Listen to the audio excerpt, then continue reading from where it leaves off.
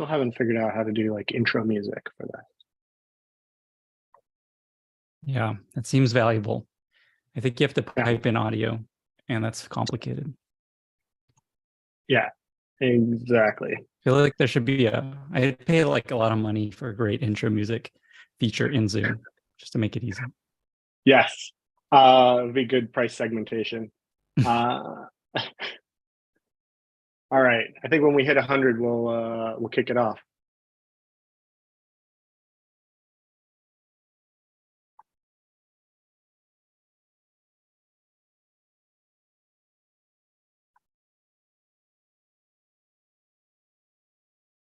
All right, thank you everybody for joining. Before we start, some quick housekeeping. We have both a chat and a Q&A feature enabled in the Zoom. So please use the chat only for like comments, resources you want to share, etc. If you have a question that you want to be answered by the panelists, please put it in the Q&A function and upvote other questions that you see in there. That is the only place we will be looking for questions to be answered by the panelists during the Q&A time at the end. So again, if you put questions in the chat, they will likely not be seen, and please put them in the Q&A. All right, and with that, I'm going to hand it off to Lenny to take it away. Thank you, Lenny. Oh, my pleasure. Welcome, everyone. Welcome to our very illustrious panel on product management in climate. My name is Lenny. I was a longtime PM. Now I spend my days writing this newsletter called Lenny's Newsletter. And what we're hoping to do today is to both inspire you to move into the climate space if you're a product manager, product leader, and also just help you figure out how to do that if you're ready to go and excited. Let us briefly first introduce our amazing panel. We're going to go in alphabetical order by first name. And so if each of you could just take 30 to 60 seconds, give a little background on what you've done in your career and then what you're up to now, maybe how long you've been in the climate tech space, that would be awesome. Let's start with Fiona. Great. Thanks, Lenny. It's awesome to be here. I'm Fiona Spruill. I'm Chief Product Officer and Chief People Officer at Overstory, and we're a climate tech startup that uses satellite imagery in order to reduce the risk of wildfires and power outages. I joined the company just over 2 years ago, moved my family from New York to Amsterdam. So big transition there. So before Overstory, I was COO of Meetup, which we sold to WeWork in 2017. And as COO, I was responsible for product design, business strategy, sales, and customer support. And then before Meetup, I started my career and spent 14 years in journalism at the New York Times. I had various roles there, including running the digital newsroom and launching a variety of mobile apps. So that's me. Awesome. And then Tom's next. Hi, good to see y'all. I'm Tom Mercer. I'm head of product at Rewiring America. Just recently joined this month. Rewiring America is a nonprofit that is dedicated to electrifying the billion fossil fuel machines that we need to electrify in the United States to put us on the path for the clean energy transition. Before Rewiring America, I was Chief Product Officer at Remix, a transit planning startup that worked with transit agencies all over the world to plan their bus networks. And before that, worked at O-Power for a long run, basically running behavioral energy efficiency programs for utilities. So have 12 years of experience in the space and excited to share whatever I can with you. Amazing. Last but not least, Vicky. Hi, everybody. Excuse me. My name is Vicky Volvosky. I am the CPO and co-founder at Canopy. We are working on decarbonizing the residential sector by offering climate benefits to employers that they can then deploy to their employees. So think things like rooftop solar, EVs, heat pumps. We're offering that as a package, and that helps people understand what all these things are, what are the right decisions for them to make. And to then actually help them make those changes. Prior to Canopy, I was at a digital product studio called Postlight, where I got to work in a bunch of different industries on a bunch of different interesting products. And before that, I was at Zapier, which is a workflow automation tool, heading up product towards the end of my time there. So super happy to be here. How lucky are we to have this incredible group of folks, both in working climate tech now and also just like very traditional careers before climate tech. Something we want to talk about is to help dispel misconceptions that people may have about moving into climate tech. And one of the first misconceptions is that you need to have a experience in climate before you kind of get deep into it, that you won't be successful if you don't already have a lot of experience and background there. And so, Fiona, you only started working in the climate space just a few years ago. And before that, you have as far as I know, no experience doing anything climate related. What have you found? Has that been beneficial? Has that been holding you back in a way? How important do you find it is to have experience in climate before jumping into climate all in? Yeah, it's a really good question. I haven't felt seriously hampered by my lack of climate tech experience. I mean, I think I've felt hampered in other ways. For example, I had only worked on more mature B2C products, and at Overstory, we're creating a B2B product from scratch. So that's obviously a stage difference. And so that's something that's new to me. It's exciting, but certainly, it's a new experience.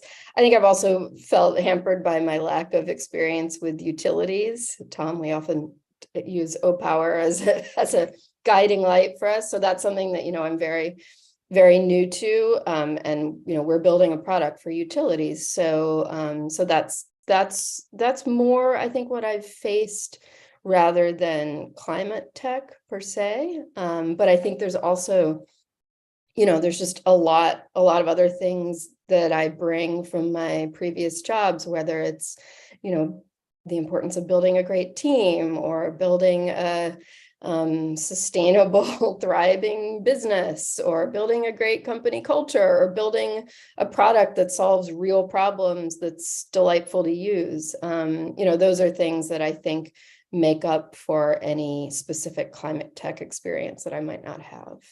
Awesome. Yeah, it sounds like it's just like any job you join, there's going to be challenges. There's going to be things you got to learn that you don't already know. And there's nothing very unique to just jumping into climate.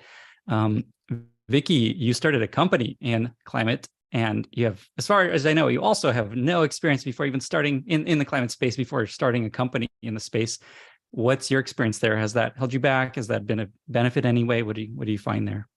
Yeah, it hasn't held me back, and I think that's for a few reasons. I think, if you're passionate about this thing, you're going to come to it with a lot of curiosity. That's definitely how I've approached working in climate. I go ask a lot of questions. Some of those questions might be very basic and sound a little bit silly or dumb to people who have been in the space for a long time. I'll go do a lot of research on my own, and I make an effort to connect with experts and really try to learn from them. And the really cool thing about the climate space is that everybody has the same goals in mind, right? Like, we're solving a problem for all of us. And so people are really, really welcoming and really, really collaborative. And I, have in my past career, haven't had nearly as much success kind of cold calling or cold emailing. I don't call anybody, cold emailing or cold slacking people and being like, hey, here's who I am. Here's what I'm trying to do. Like, you're an expert in X. Can we chat? And people are so willing to go have conversations, because I think we as people working on climate understand how much talent we need to bring into to the space to solve the big gnarly problems that we're working on. And so I think that really drives people to be open and collaborative and kind of help wherever they can. Yeah, that really resonates, that just the mission of helping fight climate change makes it easier to hire and get people excited. That relates to another myth that I think we often hear, is that the compensation is lower, partly because maybe the mission is so much stronger and people are maybe like willing to take pay cuts and not see as much upside because they're excited about what they're working on. Tom, I know you've been in the space for a long time.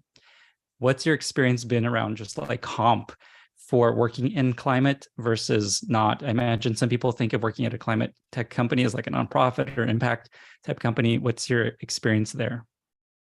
Well, I am currently at a nonprofit, but I have been entirely at for-profit. No offense against nonprofits. For the prior 12 years, have worked in for-profit climate startups. I would say, and I've made a lot of offers and had a lot of conversations with different PMs. I would say what I found is that a lot of that has to do with stage of company. So for folks who are coming from existing startups, a lot of climate companies are startups because the industry is more nascent. And so it is a easier kind of glide path into a climate startup if you're currently at a startup because the comp structure is the same. If you're at a later stage tech company or at a at a large public company that is a large tech company, you will be going to a startup if it is a startup, and therefore the comp is structure is just different. You have to think about the value of the equity. One other thing I will say is I think climate companies have gotten a bad rap in terms of kind of exits and, is there money at the end of the at the end of the tunnel? And I have been lucky to be a part of a couple acquisitions. Opower was acquired by Oracle. And then Remix was acquired by Via. And so, exits do happen in this space also. And so that's, something that you can factor into your calculus. Awesome. So the big takeaway there is it's not like climate versus regular tech company. It's stage of company is a bigger factor. Fiona, do you have anything else along those lines? You've also worked a long time pre-climate in regular tech, traditional tech companies. Anything you want to add? Yeah, exactly. I was going to say exactly the same thing. To me, it's not about, sort of regular tech versus climate. It's just about stage. And also I started my climate transition in summer of 2019. And, there weren't nearly as many climate tech companies as there are now. And the ones that did exist were mainly pre-seed, maybe seed. And now there's a lot more that are series A, B, even C. And so I think that really helps on the compensation side. Awesome. I wanted to take a question from the audience, but before we do that, maybe another myth that we often hear is that things move super slowly in climate, that problems are impossible to solve. You beat your head against the wall, you get disillusioned and frustrated eventually. Vicky, you've started a company in a space. What has been your experience so far in terms of that concern? Yeah, I mean, I think all big problems are hard, right? Like that's kind of the nature of the game. But I think climate is this kind of enormous, multifaceted problem, and there is no one solution that's going to solve climate, right? I think that is if there was, I'm sure we'd be all working on that. But the thing is that it's this super multifaceted problem, and we need different people working on different parts of it, focusing in, specializing, getting really good at solving that part. And I think there's been all this recent news and wins that are happening. If you look at the EV adoption trend, like EVs are hitting a point in the market where they're becoming much more mainstream.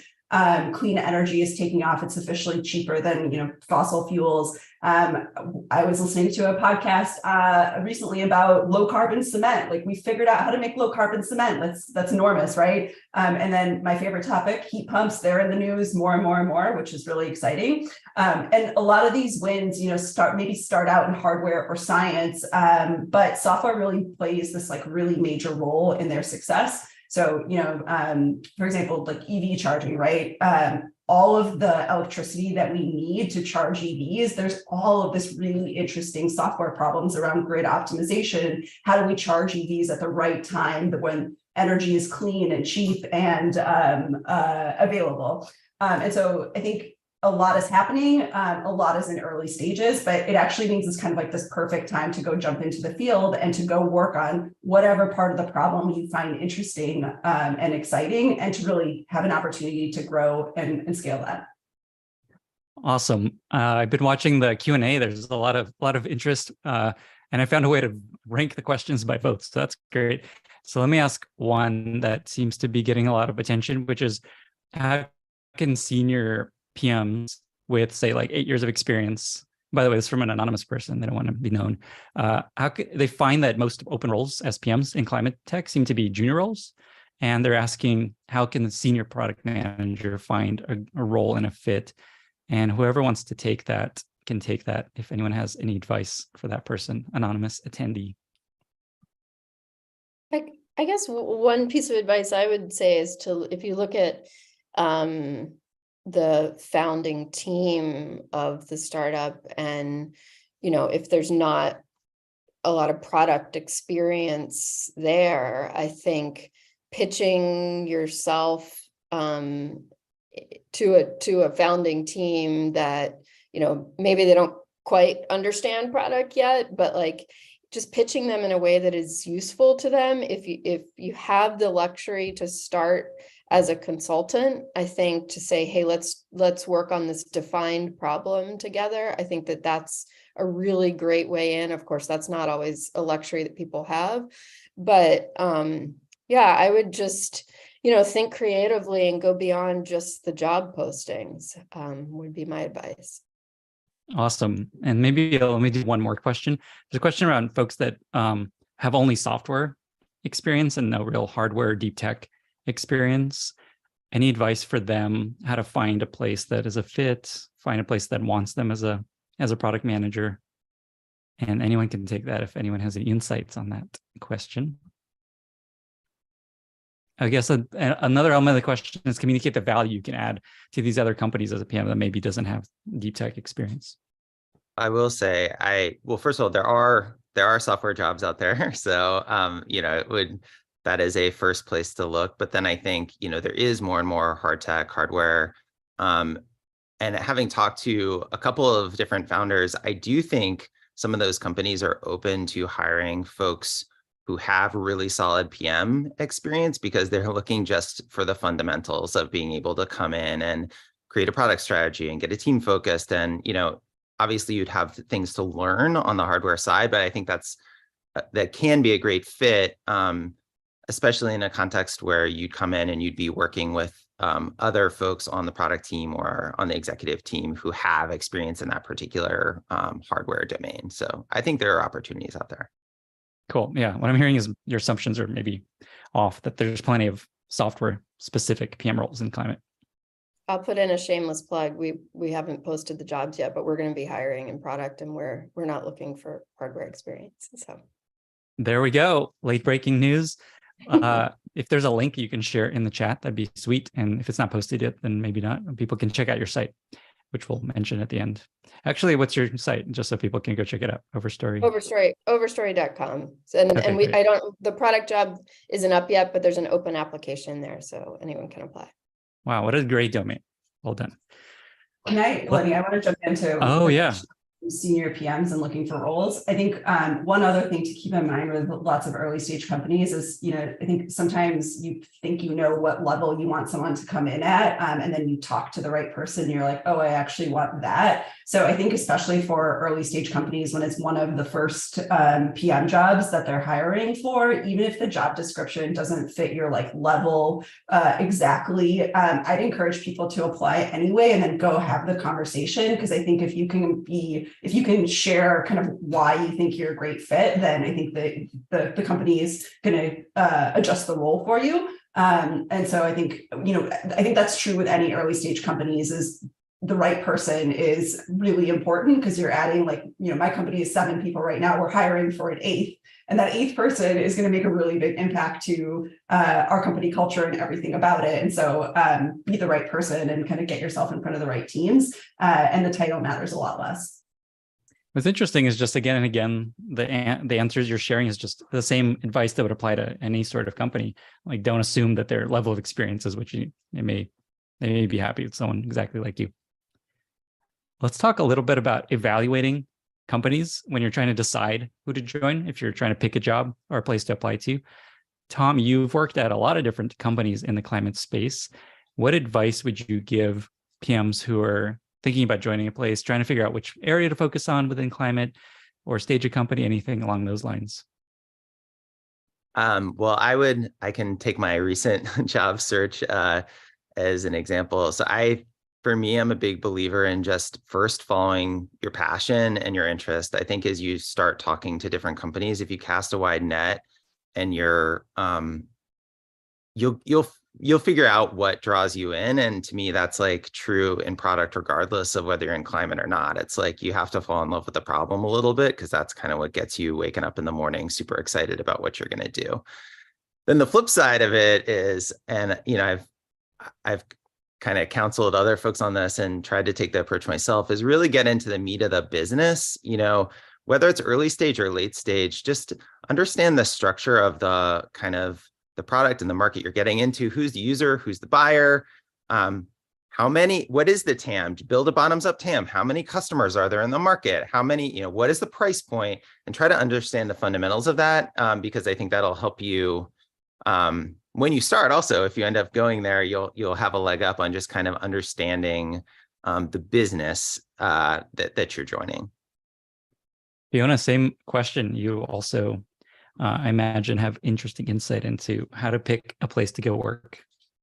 Yeah, so I would usually, and I have this conversation with lots of people who want to move into climate, and I usually sort of lead with fall in love with the people. I think sometimes people who are moving into climate can almost become a little paralyzed about picking the problem that's going to have the biggest impact on the climate crisis, because of course they feel the urgency and they want to do the thing that's going to really, really matter. But, as Vicky noted earlier, there's so many aspects to this. And so, I try to really stress, as much as possible, if you're working with a great team, that's what's going to propel you to do your great work, the best work, and to have a big impact. It's also going to, make you happy every day. You can be working on the most important problem, but if the people around you aren't inspiring or nice, then it's not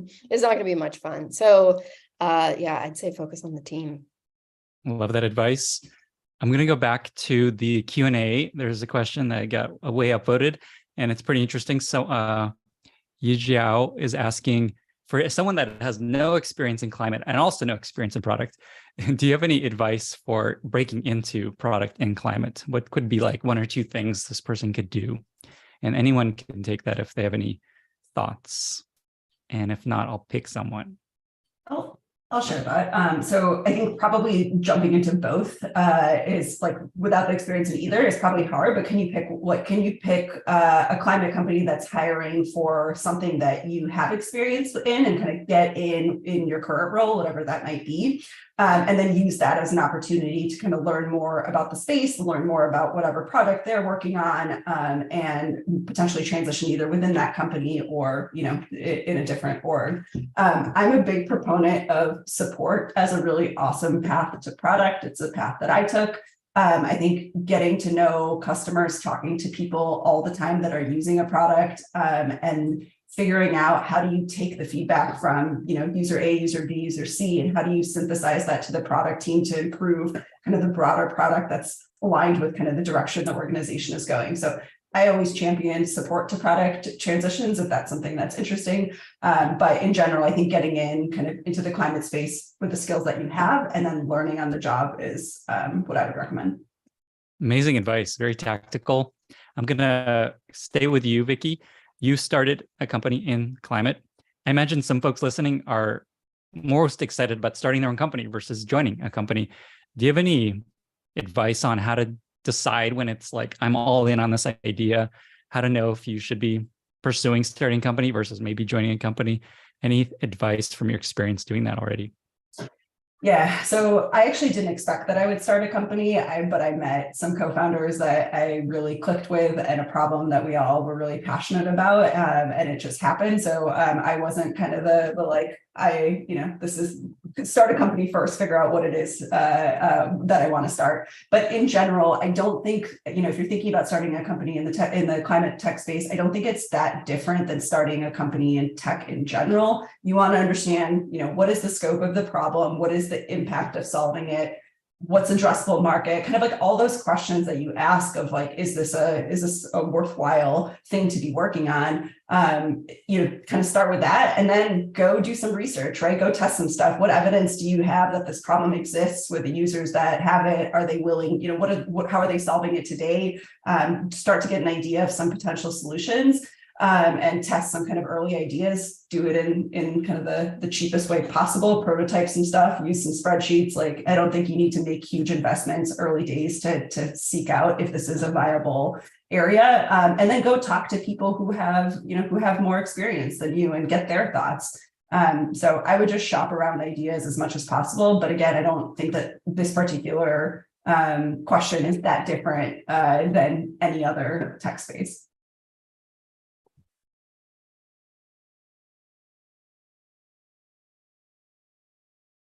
Did you, sorry, my internet might be a little cutting out. Hopefully you can hear me. Did you know that you wanted to get into a climate startup when you pursued this path? Yes. So kind of to tell you a little bit about my journey here. I mentioned prior to Canopy, I was at Postlight, which is a digital product agency. And the reason I went there was because I wanted to go peek into a bunch of industries and work on a bunch of different products, which it definitely delivered. I got to work just on like completely different things, which was really, really fun. And I got to lead the product management team and kind of see their work, in the different projects that they were working on. And one of the clients I worked with was called Prepple Futures. They're a climate nonprofit that's working on climate education, really taking climate science and figuring out how to communicate these really hard, complicated concepts to the average person in an interactive, interesting way. And working with them really kind of helped me understand that, there's a lot of technology to be built here and I can be useful, because I think prior to that, I really thought like, if I'm not a politician or a scientist, I can vote, I can donate money, but that's my role. And then I realized I could be useful. And so I took some time off, took a little bit of a sabbatical and went and joined a bunch of climate communities, talked to a bunch of people, and really wanted to work in this space, but hadn't thought, oh, I'm going to be a co-founder. I more thought I'll find some interesting company. Awesome. I love hearing founding stories of startups. We're talking about startups. We talked about a bunch of PMs joining companies. There's a question that I wanted to get to in the Q&A where someone's pointing out that most climate companies seem to be startups. They're small. And this person has a lot of experience scaling and probably working in bigger companies. Are there big companies working climate that you can all share, maybe that this person could explore? Any advice for anonymous attendee? And maybe Fiona or Tom, if you have any thoughts. There are bigger companies. So obviously I came from Via, which acquired Remix, larger company, late stage private company. There's a whole bunch of other companies that are in the scaling stage where I think the experience of scaling is really useful. So I wouldn't say that there aren't bigger companies. There are starting to be more and more. And I think the experience scaling products is going to be really critical as we scale companies. It's just like that experience is vital. The other thing I would say is within big companies, don't discount the opportunity to take on climate projects. So I think, for example, within Via, we were looking at what is the greenhouse gas impacts of microtransit. How do we quantify that? And it was a very PM-like problem to kind of go in and try to figure out, okay, how do we quantify this and what's the impact of the business? Does it change the go-to-market? So I think there are projects there in big companies to ask those questions. And even if that's not your end goal, I think that could get you excited about things in the interim. So I think along these same lines, I was going to ask this later, but it's a good time. Are there just companies that come to mind, big or small, that you would throw out for people to go check out if they're looking to join a company? And also, if you're hiring, we know Overstory is hiring. If you're hiring, also just add that in and maybe add a link in the chat. I'm going to answer your previous question, be annoying and answer your previous question, Lenny, but just one, go for it. One anecdote there that I believe Katie Jacobs Stanton was on one of the kickoff panels for this week of climate draft events, and she's on our board at Overstory. And just this week at our board meeting, she said that a quarter of venture funding is going into climate right now. So, I agree with Tom. I think there are more and more big companies, and there are going to be a lot of companies scaling. If, assuming that's true, and there's that much, money that's going to flow. Obviously, these are interesting economic times, but there's real money flowing in, and real money is going to mean scaling. Awesome. That's inspirational and a great point to add. I'll also say we are currently hiring designers and engineers, but we'll probably open up some product roles soon. Another thing I would say is another company that's a climate draft company, which I love, is WeaveGrid, which I had done some advising for, and I know they're scaling pretty rapidly as well. So.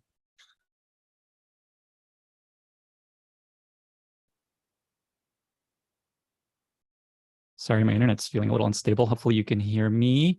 And then Tom, make sure to put those links in the chat if you can, so folks can check that out. There's a couple of questions in the chat that maybe we should touch on, which are just, I think, broader product management questions.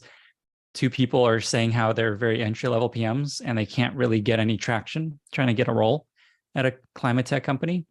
And I guess just you all have been product leaders in climate, outside of climate. Any advice for someone that is a new PM that's trying to break into product management, climate or not? I would say, be creative in how you reach out to the company, not just relying on applying. So our product lead at Overstory, who's the only other product person other than me, reached out to me cold on LinkedIn to say, hey, I'm passionate about climate and starting my journey. Can we have coffee over Zoom? And I said, absolutely yes. And, I think she's one of the best hires I've ever made. And that's how it started, so I would say, look beyond the job postings and try to make some connections that way. Be my best advice. If I'd add, there's a bunch of climate communities, so things like My Climate Journey, Work on Climate, there's Slack groups that also organize a bunch of events and have a bunch of other content that they put out. Join those. I think there's lots of opportunities to connect with other people through those communities. And you'll talk to people, make some connection, learn something, and then that person can help introduce you to the next person. And so I think just kind of good old-fashioned networking sometimes does the trick here. So I can't believe I just recommended networking, but really it works. Yeah, My Climate Journey is the reason that she reached out to me, and My Climate Journey is the reason I'm at Overstory. So like the climate communities are hugely important here. Amazing.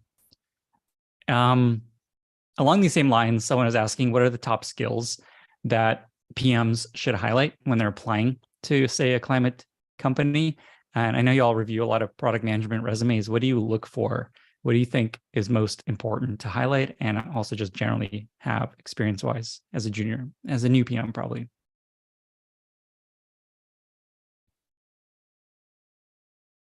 I think it's all the same skills you would highlight in any kind of product resume. It's like sort of critical thinking skills, cross-functional collaboration, all those things, and being able to demonstrate it. One thing that I think is maybe a little more unique about climate is there is depth to some of the domains here. So I think one thing I definitely look for is ability to learn quickly.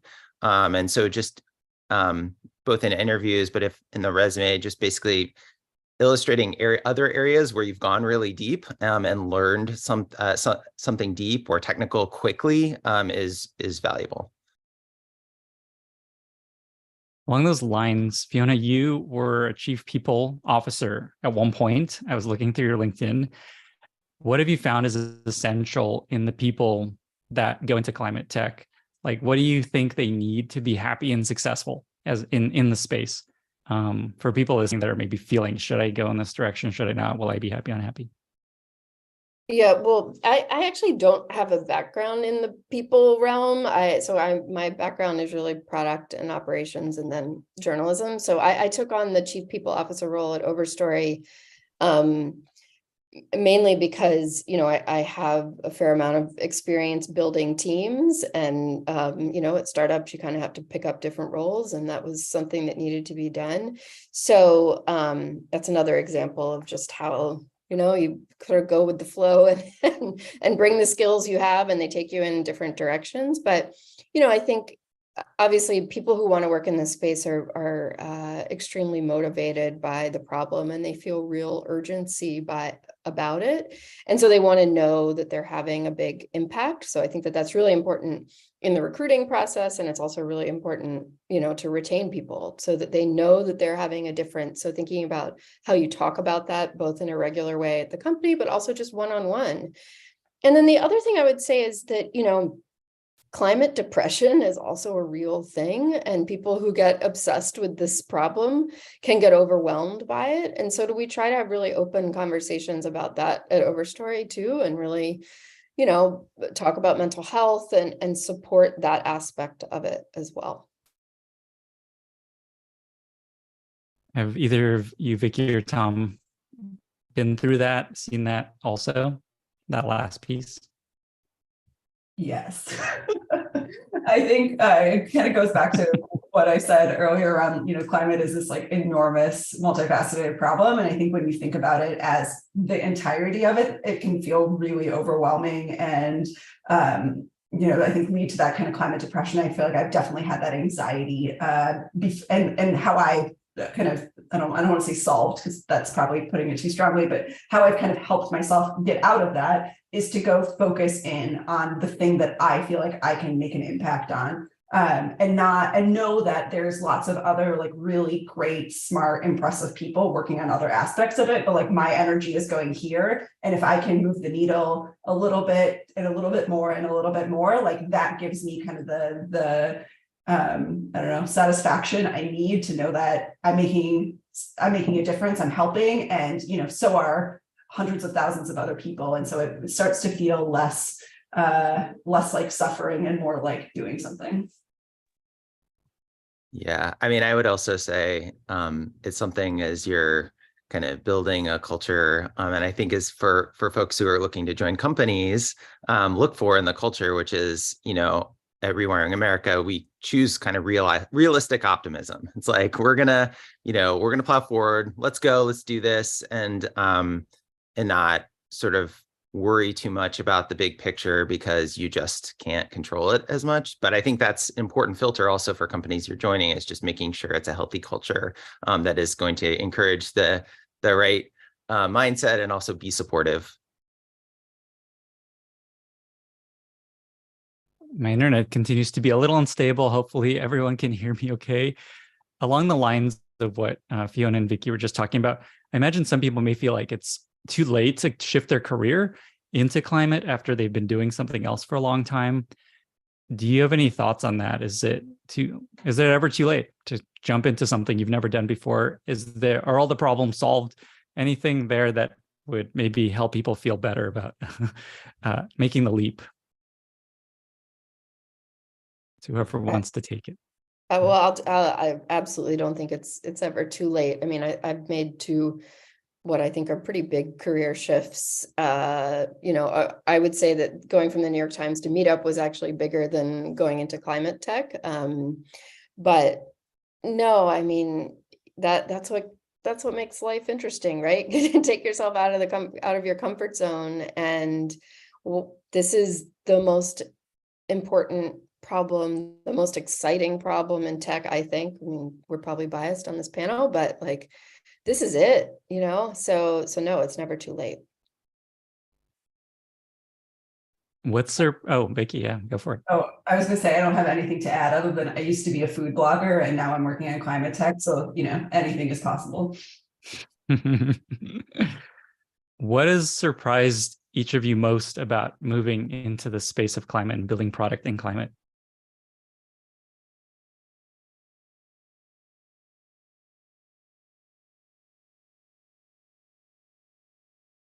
Maybe we start with Tom. There we go. Sure.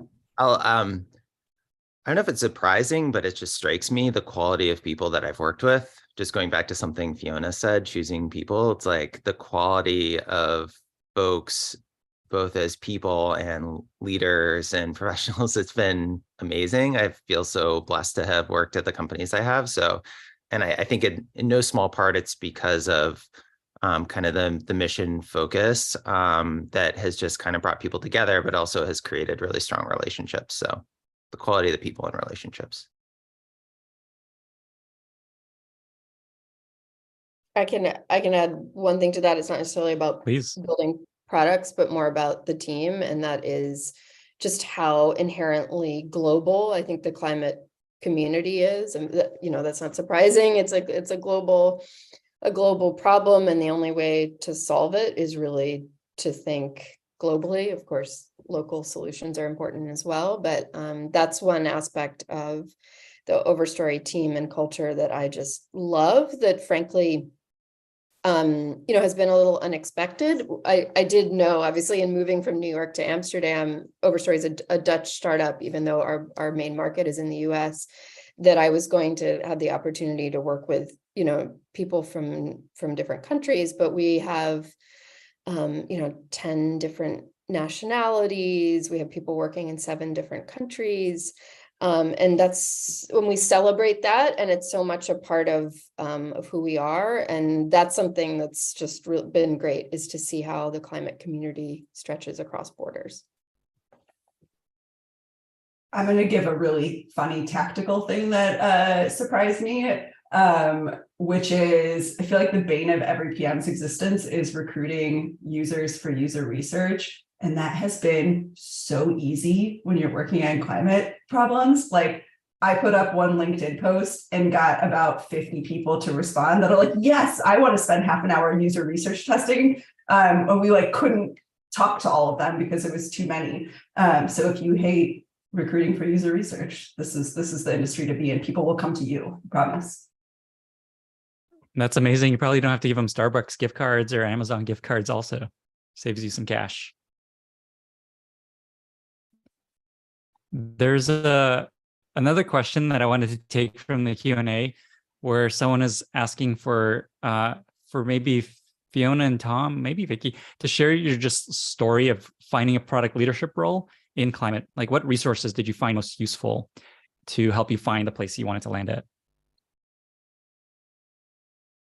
Do you want to go first, Tom? I can go.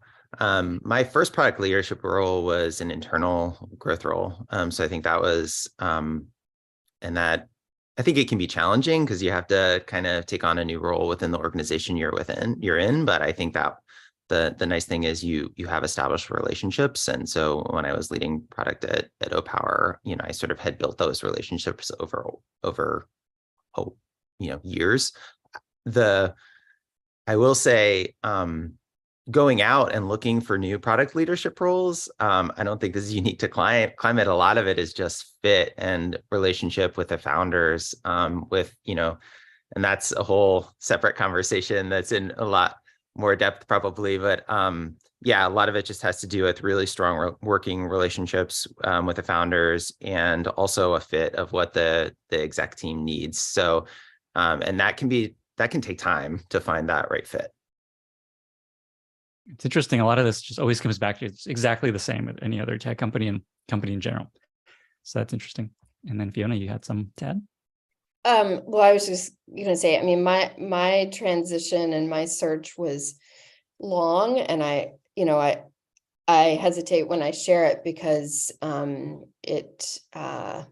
it shouldn't take that long to transition into climate. It took me almost a year, and most people, of course, don't have the luxury of taking that amount of time. I think I talked to 150 different people, but I approached it kind of as a journalist and kind of like trying to report out. And I went in so many different directions, and, thought I was passionate about this and then this. And so, my big advice would be to narrow sooner rather than later, and just going back to finding a great team. Ultimately, the reason I joined Overstory is I really, really liked the founders.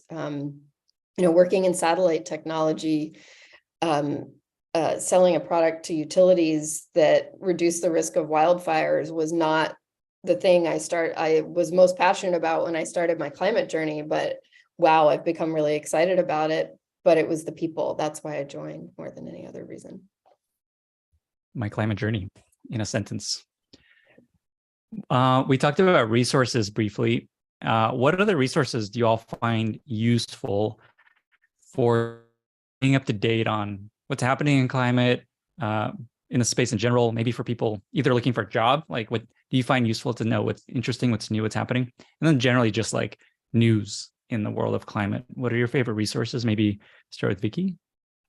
Sure. I wish I had a list written down because I feel like I have a bunch of newsletter I subscribe to, but the ones that the two that kind of come top of mind is Bloomberg Green is a really great publication about what's happening in kind of globally in tech and finance, kind of in all aspects of those are just two aspects, but it has a broader coverage of what is happening in climate. And then Climate Tech VC is another newsletter that's very focused on what's happening in the startup world that I really like. And they do some really deep pieces on parts like, complicated topics that I think are really like great references that I go back to regularly. Trying to think, My Climate Journey, we keep mentioning, they have a great podcast that I think is really valuable where they tell startup stories or just profile people working in the space. And those are always super interesting. Those are the first three that come to mind. Awesome. And big props to Jonathan and Ed for sharing like links in the chat as everyone's talking. What about you, Tom? I'm a podcast listener, so I enjoy the My Climate Journey podcast. I also really love Panelist, Shale Khan's podcast.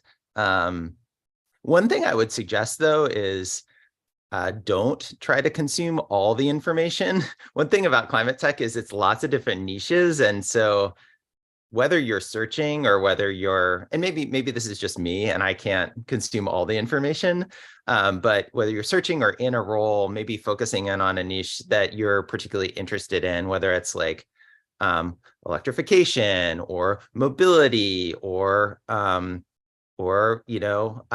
wildfires, and I don't know, like basically picking some lanes makes it easier to stay on top of things, because it can be really intimidating to try to consume a feed of all the climate content out there.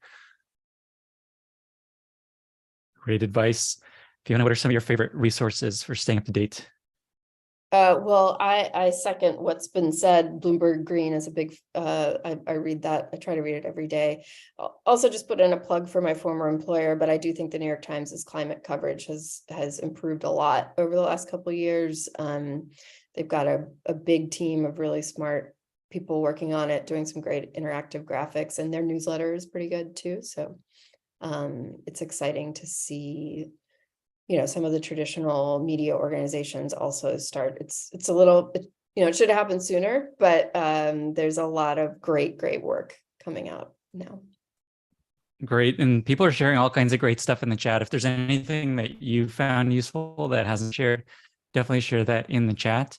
I want to go back to a PM question. This comes up a bunch in the Q&A, kind of in various ways of just like, what skills of a PM are most applicable in climate tech? And then how do you up level those skills? Someone mentioned a boot camp, Tara Dadu. So I guess a question for, I don't know, maybe Tom, to start, just like what skills of a product manager have you found most applicable in climate that are maybe most important to have built up and to be building?